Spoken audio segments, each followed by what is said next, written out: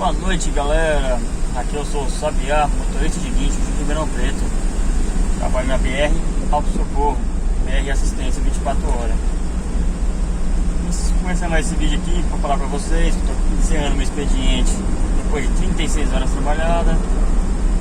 Indo embora para casa agora, pegando a rodovia aqui, que eu moro em outra cidade vizinha, moro em Cravinhos. E também falar com vocês que estou começando um canal novo. Postei meu primeiro vídeo essa semana, outro vídeo novo pra vocês. E assim vai. Ontem tive um plantão com a polícia militar, um plantão muito corrido, não deu tempo pra gravar um vídeo. Mas no dia que Deus me deu a oportunidade, que tiver a oportunidade, eu vou gravar um vídeo pra vocês do como é que é um plantão com a polícia militar, pegando os veículos apreendidos na cidade. E hoje eu vim falar pra vocês que como é que é o serviço de guincho. Trabalho com guincho já faz exatamente uns 10, 11 anos. Comecei em 2010, não lembro que veio certinho. Então tá pra fazer 11 anos. Quem tem 11 anos tá pra fazer 11 anos. Trabalho com remoção de seguradora, remoção de veículos particulares da empresa. E assim vai. Hoje eu tô encerrando meu expediente.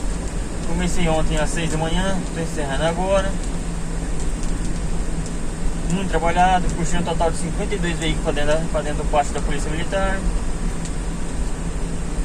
Fiz uma viagem pequena deu 480 km de volta, se não me engano, de Ribeirão Preto a Bauru, batei e voltar. O resto da tarde fiquei dentro da empresa de plantão, sem trabalhar. E aqui estamos eu indo de volta de novo. Eu agora estou dirigindo aqui um Kia bom, um Kia pequeno, para ir pra casa, ir lá e caminhar na minha garagem certinho. E estando lá em casa, vou fazer a soma certinho do serviço que eu ganhei. Eu tô aqui mais pra me apresentar mesmo, apresentar como é que eu sou, o que eu faço. E a partir desse dia hoje eu vou estar fazendo vídeos do meu dia a dia, como é que é o dia de um guincheiro, como é que se faz a remoção de uma van, como é que se faz a remoção de um caminhão, como é que se faz a remoção de um carro, de uma moto e assim por em diante. Esse é um vídeo curtinho que eu tô fazendo pra vocês. Por enquanto é só.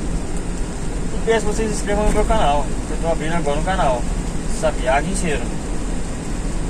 Ok? Muito obrigado desde já, uma boa noite e tudo de bom pra vocês.